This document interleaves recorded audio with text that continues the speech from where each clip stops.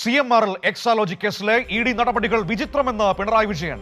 തന്റെ പേരുൾപ്പെടുത്തി ED വാർത്താക്കുറിപ്പ് ഇറക്കിയത് വിചിത്ര നടപടി. മാമൻ മാത്യു നേതൃത്വം നൽകുന്ന മലയാള മനോരമ തുടർച്ചയായി കള്ളവാർത്ത നൽകുകയാണ്. തന്റെയും കുടുംബത്തിന്റെയും കൈകൾ ശുദ്ധമാണെന്നും പിണറായി വിജയൻ പറഞ്ഞു. നമ്മുടെ ED ഒരു പത്രക്കുറിപ്പ് പുറത്തിറക്കും. സാധാരണ ഏതെങ്കിലും കേസിൽ അങ്ങനൊരു പത്രക്കുറിപ്പ് ആദ്യം പുറത്തിറക്കാറുണ്ട്.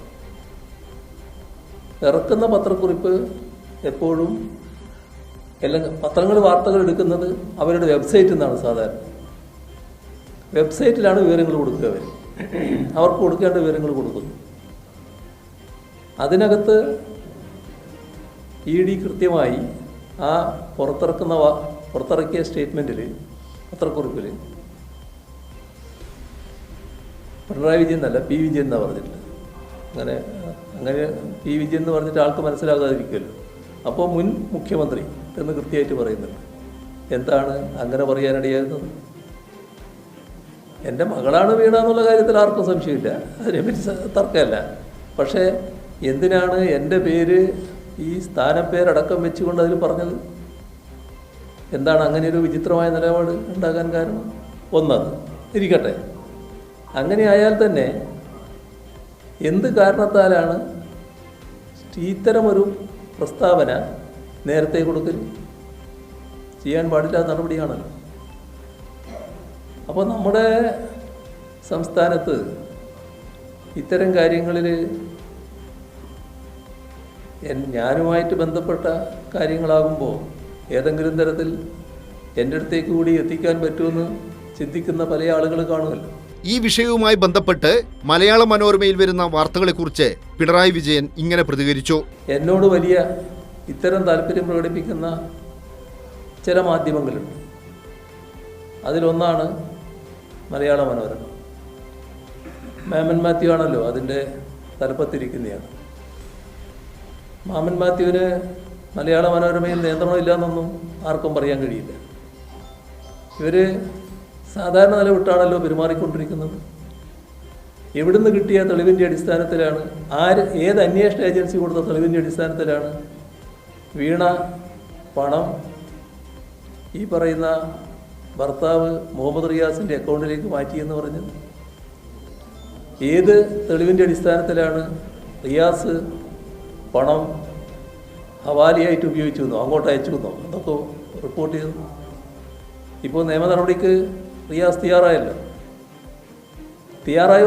എന്നുള്ളതല്ല എൻ്റെ വിഷയം. എങ്ങനെയാണ് നമ്മുടെ കേരളത്തിലെ പ്രധാനപ്പെട്ട മാധ്യമങ്ങളിലൊന്നായ മാമൻ മാത്യു നേതൃത്വം കൊടുക്കുന്ന മലയാള മനോരമയ്ക്ക് ഇത്തരത്തിൽ ഒരു ശരിയല്ലാത്ത വാർത്ത കൊടുക്കാൻ കഴിഞ്ഞത്? അവർ സൃഷ്ടിക്കുകയല്ലേ വാർത്ത? അങ്ങനെ വാർത്തകൾ സൃഷ്ടിക്കലാണോ നമ്മുടെ മാധ്യമങ്ങൾ ചെയ്യേണ്ടത്? പിണറായി വിജയന് നേരെയായാൽ എന്തും ചെയ്യാം, എന്തും സൃഷ്ടിക്കാം എന്നതാണോ അംഗീകരിക്കേണ്ട രീതി? എത്ര കാലമായി ഇങ്ങനെ തുടങ്ങിയിട്ട്? എന്താണ് ഇതിൻ്റെ ഫലം?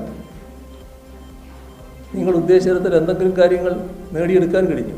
തന്റെ മകളായതുകൊണ്ടാണ് വീണയ്ക്കെതിരെയുള്ള നീക്കങ്ങളെന്നും അന്വേഷണവുമായി സഹകരിക്കുമെന്നും പിണറായി വിജയൻ പറഞ്ഞു. ഈ പറഞ്ഞ അന്വേഷണവുമായി ബന്ധപ്പെട്ട് അന്വേഷിക്കാൻ വന്നപ്പോൾ എല്ലാ രീതിയിലും വീണ സഹകരിച്ചിട്ടുണ്ട്. ഒരു വ്യത്യാസവും അതിൽ കാണിച്ചിട്ടില്ല. അത് ഏത് അന്വേഷണത്തോടും സാധാരണഗതിയിൽ നമ്മൾക്ക് സ്വീകരിക്കേണ്ട നിലപാടാണ്. അത് പൂർണ്ണമായി സഹകരിച്ചിട്ടുണ്ട്.